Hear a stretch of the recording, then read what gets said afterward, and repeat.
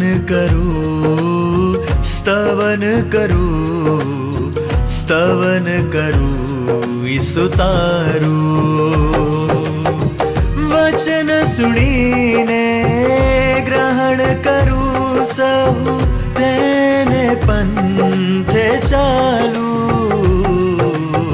સ્તવન કરું, સ્તવન કરું, સ્તવન કરું ઈસુ તારું. પ્રિય મિત્રો, આપ સર્વને પ્રેમભરી શુભેચ્છાઓ. આશા છે કે તમે આજે ફરીથી ઈશ્વરના વચનોનું શિક્ષણ પ્રાપ્ત કરવા માટે તૈયાર છો. આજથી આપણે એક નવા પુસ્તકનો અભ્યાસ શરૂ કરવાના છીએ. તે છે પ્રેરિત પાઉલનો તીતસને લખેલો પત્ર. આ પત્રના લેખક પણ પ્રેરિત પાઉલ છે. મિત્રો, પાઉલે આ પત્ર તેમના જીવનના છેલ્લા દિવસોમાં લખ્યો હતો અને આ પત્ર પણ પાળકીય પત્ર તરીકે ઓળખાય છે.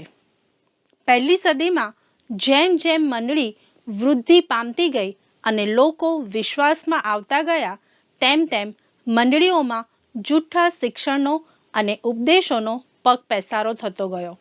આ બધી બાબતો જોયા અને જાણ્યા પછી સંત પાઉલે આ પત્ર લખ્યા અને તેને લખવા પાછળનો તેનો હેતુ મંડળીને સાચા માર્ગ પર લાવવાનો હતો.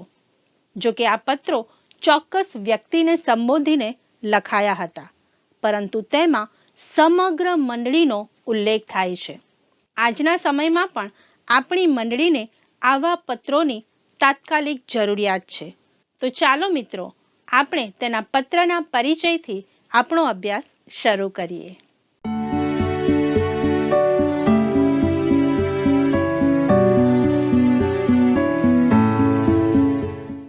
પ્રિય મિત્રો, નમસ્કાર. મને ખૂબ આનંદ છે કે આજથી આપણે એક નવા પત્રનો અભ્યાસ શરૂ કરવા જઈ રહ્યા છીએ. પાઉલ પ્રેરિતે તિમોથી અને તીતસ બંનેને પાળકીય પત્રો લખ્યા. પ્રિય દર્શક મિત્રો, આપ સર્વને પ્રભુ ઈસુના નામમાં પ્રેમી સલામ. હું આશા રાખું છું કે તમે બધા સ્તવન કાર્યક્રમ દ્વારા બાઇબલના વચનો શીખી રહ્યા છો અને તમારા જીવનોમાં આશીર્વાદ પ્રાપ્ત કરી રહ્યા છો. મને એ વાતનો બહુ આનંદ છે કે આ કાર્યક્રમ મારફતે તમે આત્મિક લાભ પ્રાપ્ત કરી રહ્યા છો.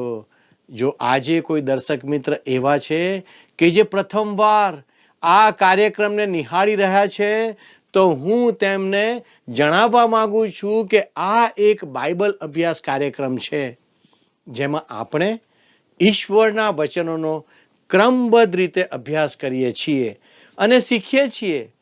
વહાલા દર્શક મિત્રો, આ દિવસોમાં આપણે બાઇબલના નવા કરારમાંથી સંત પાઉલના તીતસને પત્ર પર અભ્યાસ કરીશું. આ પત્રની પ્રસ્તાવના જોઈએ. તીતસ 1 અને 5 પ્રમાણે ક્રીત નામના ટાપુ પર પ્રેરિત પાઉલ અને તીતસ ધર્મ સેવામાં સાથે હતા. તેઓ ત્યાં કેટલો સમય રહ્યા તે વિશે વધુ જાણવા મળતું નથી. આ અભ્યાસ દરમિયાન આપણે તે ટાપુના લોકો વિશે કંઈક જાણીશું. મિત્રો, સંત પાઉલ બીજે સ્થળે ગયા અને ત્યાંથી આ પત્ર તીતસને લખ્યો. મિત્રો, તીતસ હવે ક્રીતમાં રહે છે. ત્યારે એક જુવાન ઉપદેશક તરીકે તેણે શું કરવું તેનું શિક્ષણ સંત પાઉલે આ પત્રમાં આપ્યું છે.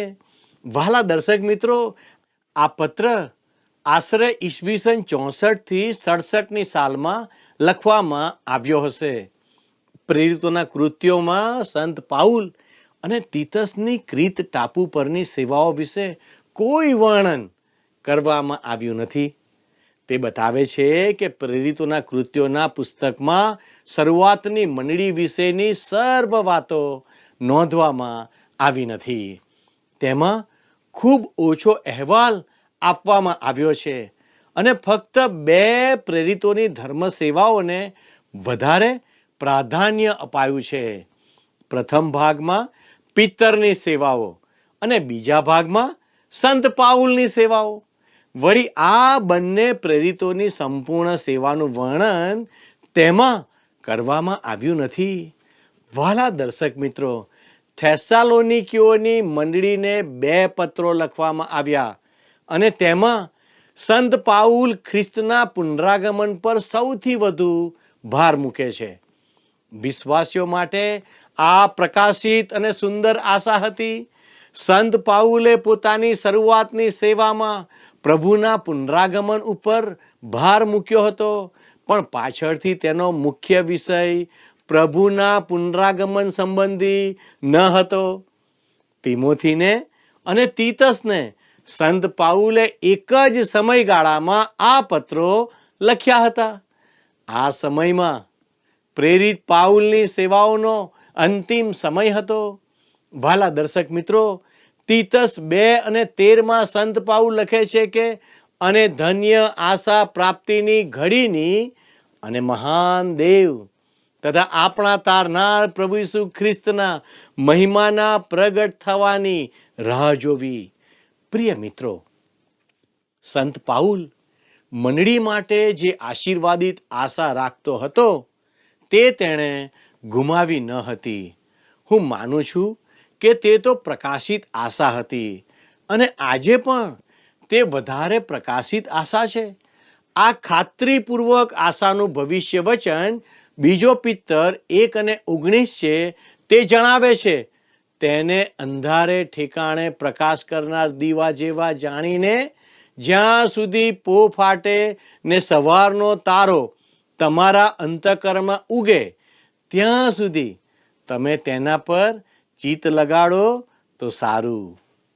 પ્રિય મિત્રો, તિમોથી અને તીતસ 2 જુવાન ઉપદેશકોને પ્રભુમાં લાવવાની તક સંત પાઉલને સાંપડી હતી. સંત પાઉલ તિમોથીને અને તીતસને પોતાના પુત્રો કહે છે. પાઉલે તેઓને ખ્રિસ્તના ઉદ્ધાર કરનાર જ્ઞાનમાં દોર્યા હતા. તેથી તેઓ બંને તેના દીકરા સમાન હતા. સંત પાઉલે આ બંને ભાઈઓને પત્રો લખ્યા. 2 પત્રો તિમોથીને અને 1 પત્ર તીતસને. આ પત્રને પાળકીય પત્રો કહેવામાં આવે છે, કેમ કે તેમાં સંત પાઉલ આ જુવાન બાળકોને સ્થાનિક મંડળી વિશેનું શિક્ષણ આપે છે. આજે આ પત્રો આપણને પણ ખૂબ લાભકારક સાબિત થયા છે. આજે તો સ્થાનિક મંડળી અને તેના સંચાલન વિશે હજારો પુસ્તકો ખ્રિસ્તી લાઇબ્રેરીમાં મળી આવે છે. પવિત્ર શાસ્ત્રમાં આ વિશે આપણી પાસે આ 2 જ પત્રો છે અને તે ઘણા નાના છે. તેમ છતાં તેઓ મંડળીના સંચાલન સંબંધી આવશ્યક બાબતો પૂરી પાડે છે. આ પત્રોની અસરકારક બાબત એ છે કે તેઓ મંડળીની ખરી જરૂરિયાતો વિશે વાત કરે છે. અહીં મંડળી કે સંસ્થાના સંચાલનની વાત નથી, પણ મંડળીની ખરી જરૂરિયાત એટલે કે આત્મિક જરૂરિયાતની વાત છે. આજે તેની તાતી જરૂર છે. આ બંને જુવાન બાળકો તિમોથી અને તીતસ વિશે આપણે બહુ થોડું જાણીએ છીએ. તીતસ શારીરિક અને આત્મિક રીતે સશક્ત હોય તેવું જણાય છે. તેથી સંત પાઉલ તીતસ કરતા તિમોથીની તંદુરસ્તી વિશે વધુ ચિંતા કરે છે. તીતસ કદાચ વધુ પુખ્ત અને તંદુરસ્ત વ્યક્તિત્વ ધરાવતો હશે. તિમોથી યહૂદી હતો. તેની સુન્નત સંત પાઉલે કરાવી હતી. ગલાતી 2:3 આપણે વાંચીએ છીએ કે પાઉલ તીતસને પોતાની સાથે યરૂશાલેમ લઈ ગયો અને તે વિદેશી હતો. તેથી પાઉલે તેની સુન્નત માટે પરવાનગી આપી ન હતી. પણ જ્યારે સંત પાઉલ તિમોથીને સાથે લઈ ગયો ત્યારે પાઉલે તિમોથીની સુન્નત કરાવી હતી, જે પ્રેરિતોના કૃત્યો 16:1-3 વાંચવા મળે છે. સંત પાઉલે આવો ભેદ કેમ રાખ્યો તે સમજવા આપણે ગલાતી 6 અને 15 વાંચીએ. કેમ કે સુન્નત કંઈ નથી, તેમ બે સુન્નત પણ કંઈ નથી, પણ નવી ઉત્પત્તિ એ જ કામની છે. ભલા દર્શક મિત્રો, સંત પાઉલ જણાવે છે કે તે સર્વ માણસો માટે કંઈ બનવા માંગતો હતો, જેથી તે કેટલાકને ખ્રિસ્ત માટે જીતી શકે. યહૂદીઓને માટે તે યહૂદી અને વિદેશીઓને માટે તે વિદેશી બનવા માંગતો હતો. તેણે તિમોથીની સુન્નત કરાવી, કેમ કે તેઓ સભાસ્થાનમાં જવાના હતા. પણ યરૂશાલેમમાંની પ્રથમ મહાસભામાં શુભ સંદેશના પ્રચાર કાર્યમાં જોખમ હતું, અને સંત પાઉલ તેમાં નિયમના ક્રિયાકાંડોને બિલકુલ પરવાનગી આપવા તૈયાર ન હતો. તે સંબંધી પ્રેરિતોના કૃત્યો 15મા અધ્યાયમાં જોવા મળે છે. તેથી પાઉલે તીતસની સુન્નત માટે નકાર કર્યો હતો. થોડા નિયમોની યાદી જે જગતમાં કોઈ ઉપયોગી નથી, પણ એવી ધર્મક્રિયાઓ છે જેના વડે તમે ખ્રિસ્તી જીવન જીવવા પ્રયત્ન કરો છો. પ્રિય દર્શક મિત્રો, આપણે પ્રભુ ઈસુ ખ્રિસ્ત સાથે વ્યક્તિગત સંબંધથી જોડાયેલા છીએ, તેથી બીજી બધી જ બાબતો તદ્દન નિરર્થક છે. તીતસને લખેલા આ પત્રમાં આપણને નવા કરારની ખ્રિસ્તી મંડળીનું સુંદર ચિત્ર મળી આવે છે. આ પત્ર પ્રમાણે આદર્શ મંડળી એટલે પહેલી બાબત, જેમાં વ્યવસ્થિત માળખું હોય. બીજી બાબત, સિદ્ધાંતો અને વિશ્વાસમાં દ્રઢ હોય. ત્રીજી બાબત, જીવનમાં શુદ્ધ હોય અને દરેક સારા કામમાં તૈયાર હોય. વહાલા દર્શક મિત્રો, તિમોથીના પત્રમાં મંડળીમાં સાચા શિક્ષણ પર ભાર મૂક્યો છે, જ્યારે તીતસમાં મંડળીની ચાલચલગત માટે ઈશ્વરની વ્યવસ્થાના મહત્વ પર ભાર મુકાયો છે. મિત્રો, હકીકતમાં તીતસ 1 અને 5 આ પત્રની ચાવીરૂપ કલમ છે.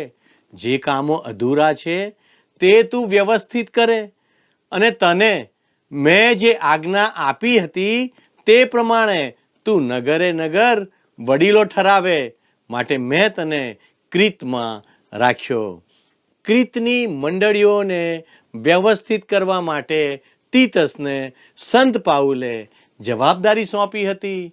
વહાલા દર્શક મિત્રો, પ્રથમ અધ્યાયમાં સંત પાઉલ કહે છે કે મંડળી એક વ્યવસ્થિત સંસ્થા હોવી જોઈએ. બીજા અધ્યાયમાં તે જણાવે છે કે મંડળીએ ઈશ્વરના વચનને શીખવવા અને ઉપદેશ કરવા પર ભાર આપવાનો છે.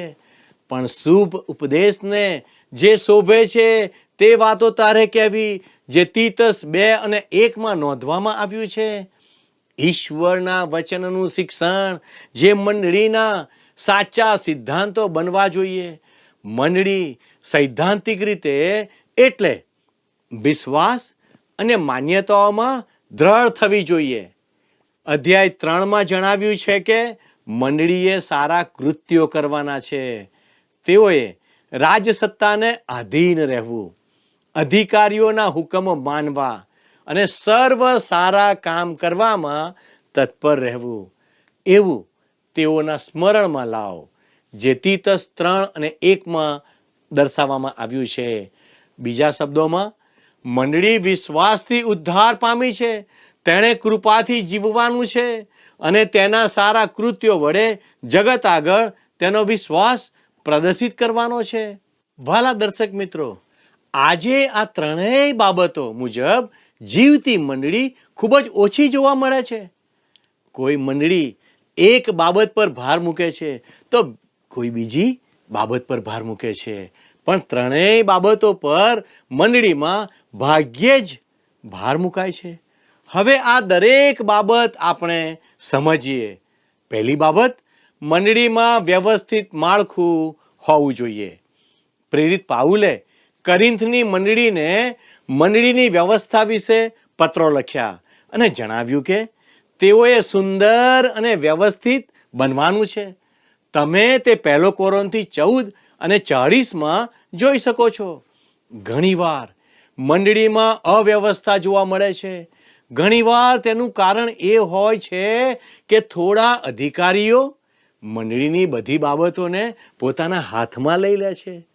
આવી મંડળી મુશ્કેલી અનુભવવા માંડે છે અને તે તેના પાળક માટે ભારે ચિંતા કે હૃદયભંગ લાવે છે. મંડળીને પોતાની વ્યવસ્થા હોવી જોઈએ. તે વ્યવસ્થા બરાબર ચાલવી જોઈએ. ફક્ત થોડા સેવક જ તેને ચલાવે તેમ ન બનવું જોઈએ.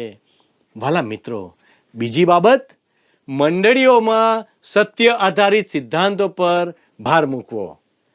આજે ઘણી મંડળીઓમાં આ બાબત પર ભાર મૂકાતો નથી, કેમ કે મંડળીની માંગણીને લીધે જુવાન બાળકો પ્રભુ મંદિર કે અન્ય મોટા પ્રોજેક્ટ્સમાં ધ્યાન આપતા થઈ જાય છે. પણ તેમનું કામ તો ઈશ્વરનું વચન આપવાનું અને શીખવવાનું છે.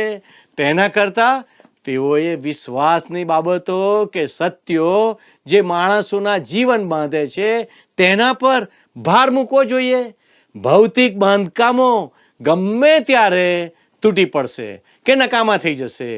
તે સેવકોને દુખી કરશે, પણ તેના કરતાં લોકોના જીવનોને પ્રભુ પરના વિશ્વાસ અને વ્યવહારમાં દ્રઢ કરે એવી બાબતો ફળ ઉપજાવશે અને આનંદ લાવશે. વાલા મિત્રો, છેલ્લી બાબત, મંડળીએ દરેક સારા કામ કરવા તૈયાર થવાનું છે. ઘણીવાર માળખા અને સિદ્ધાંતો પર વધુ ભાર આપીને સારા કાર્યોને ગૌણ સમજવામાં આવે છે. પણ મંડળીએ સારા કાર્યોમાં ભાગીદાર બનવાનું છે. સંત પાઉલ પોતાના બધા જ પત્રોમાં બીજાઓ માટેના સારા કાર્યોની ખાસ ભલામણ કરે છે, જે ગલાતી 6 અધ્યાયમાં જોવા મળે છે. આ સારા કાર્યોની બાબત બીજાઓને સહાય કરવાને બદલે બીજાઓ પાસેથી દાન મેળવવાની ન બની જાય તે પણ ધ્યાન રાખવાનું છે. મંડળી અને મંડળી બહાર ઘણાને આત્મિક કરતાં ભૌતિક જરૂરિયાતોની ભારે તંગી હોય છે. આપણે લોકો માટે સારા કામ કરવાના છે અને તેમને ભૌતિક રીતે પણ સહાયરૂપ થવાનું છે.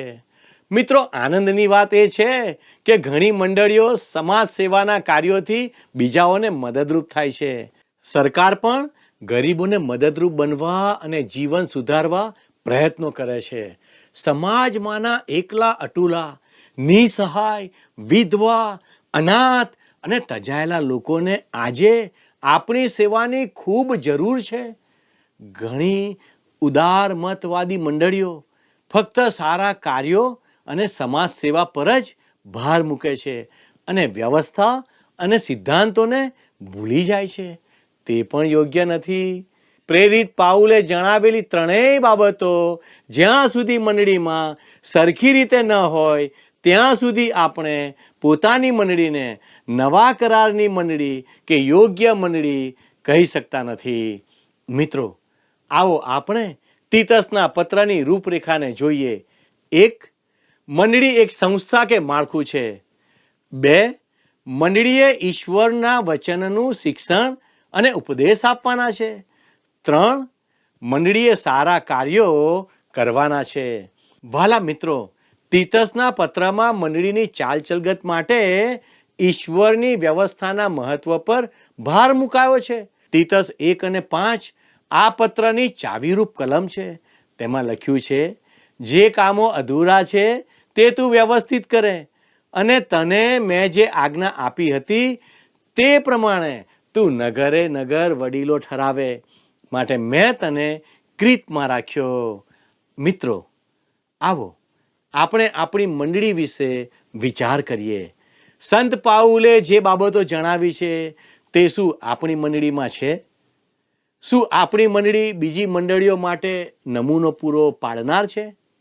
મારી પ્રાર્થના છે કે ઈશ્વર આપણને મદદ કરે કે આપણે ઈશ્વરની મરજી પ્રમાણેની મંડળી બની શકીએ. આવો પ્રાર્થના કરીએ. વાલા પરમેશ્વર, અમે તમારો આભાર માનીએ છીએ કારણ કે તમે અમને મંડળી સંબંધી અદ્ભુત શિક્ષણ આપ્યું. પરમેશ્વર, તમે અમને મદદ કરો કે અમે તમારી પસંદ કરેલી મંડળી બની શકીએ. પવિત્ર દેવ, તમે અમારા વિશ્વાસી ભાઈ બહેનોને, અમારા ખ્રિસ્તી ભાઈ બહેનોને તમારી કૃપામાં રાખો. અમારી મંડળીઓને, અમારા પાળક સાહેબોને, અમારા બિશપ સાહેબોને, અમારા મંડળીના આગેવાનોને તમે આશીર્વાદિત કરો, એવી અમારી વિનંતી છે. ધન્યવાદના અર્પણો સાથે ભલા પ્રભુ, આજે અમે તમારી કૃપા માગતા અમારી આ પ્રાર્થના ઈસુના નામમાં માગીએ છીએ, માટે સાંભળો અને સ્વીકાર કરો. આમેન. વહાલા દર્શક મિત્રો, જો આજનું પ્રસારણ આપને પસંદ આવ્યું છે, આજના પ્રસારણથી તમે કાંઈક શીખ્યા છો, તો અમે આપના ફોનની રાહ જોઈ રહ્યા છીએ. અને હા, એક મિસ કોલ કરવાનું ચૂકશો નહીં. ઈશ્વર આપને આશીર્વાદ આપો. આમેન.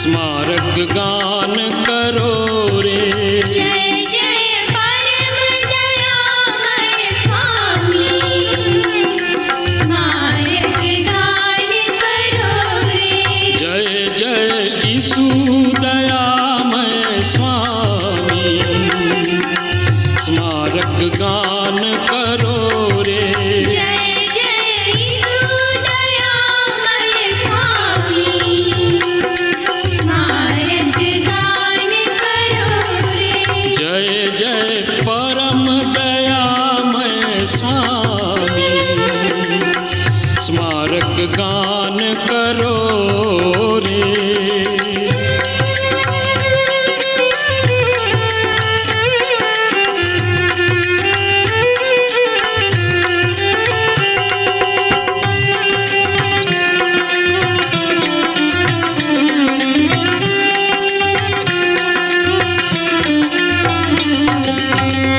भक्त समाज निरंतर तेने साथ भजो अनुरागे, भक्त समाज निरंतर तेने साथ भजो अनुरागे, निश दिन ईश्वर ना गुण गाओ, निश दिन प्रभु यीशु ना गुण गाओ, प्रेम सुगायक जागे, जय जय परम दयामय स्वामी, स्मारक गान करो रे, जय जय परम दयामय स्वामी, स्मारक गान करो रे, जय जय यीशु दयामय स्वामी, स्मारक गान करो रे.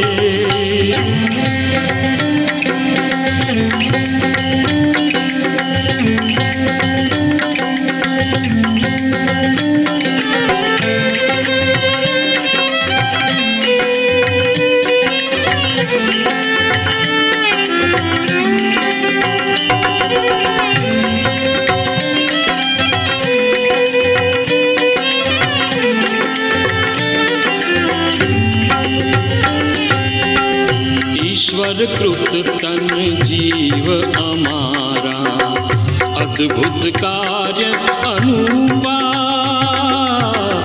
ईश्वर कृत तन जीव हमारा, अद्भुत कार्य अनूपा, जीवन दाता शुभ प्रतिपाला, जीवन दाता शुभ प्रतिपाला, धन्य दयामय भूपा, जय जय परम दयामय स्वामी, स्मारक गान करो रे, जय जय परम दयामय स्वामी, स्मारक गान करो रे,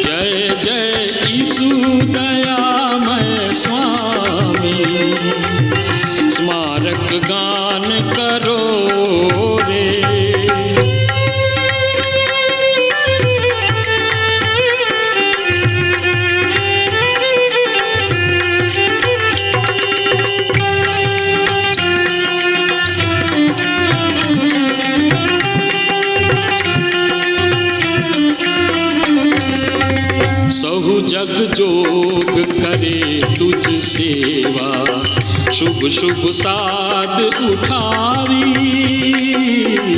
सहु जग जोग करे तुझ सेवा शुभ शुभ साध उठावी गान वखाण करो सहु ठामे गान वखाण करो सहु ठामे अंतर मन हर खावी जय जय परम दयामय स्वामी स्मारक गान करो रे जय जय परम दयामय स्वामी स्मारक गान करो रे जय जय ईसु दयामय स्वामी स्मारक गान करो रे जय जय ईशु दयामय स्वामी स्मारक गान करो रे जय जय ईसु दयामय स्वामी स्मारक गान करो रे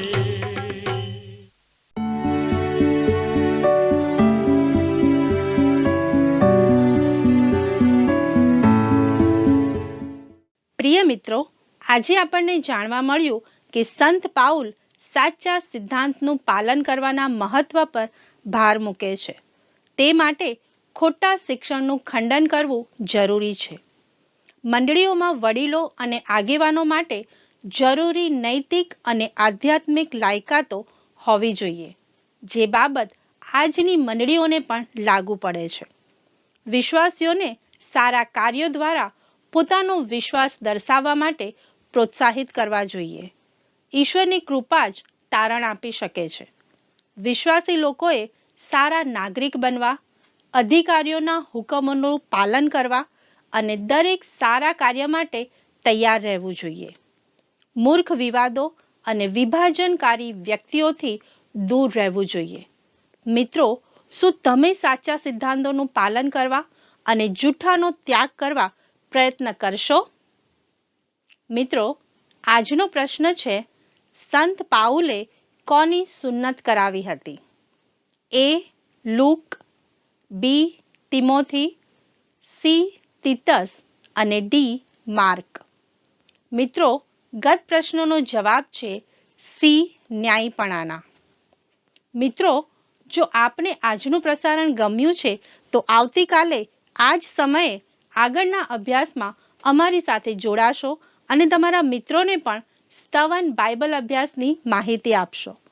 સંપર્ક માટે અમારો ફોન નંબર છે 94 29 37 56 10 9429375610. અમને જરૂરથી કોલ કરશો અને અમારા પ્રશ્નોનો જવાબ પણ જલ્દીથી મોકલી આપશો. ધન્યવાદ. શું તમને આ કાર્યક્રમ ગમ્યો? અત્યારે જ અમને મિસ કોલ કરો.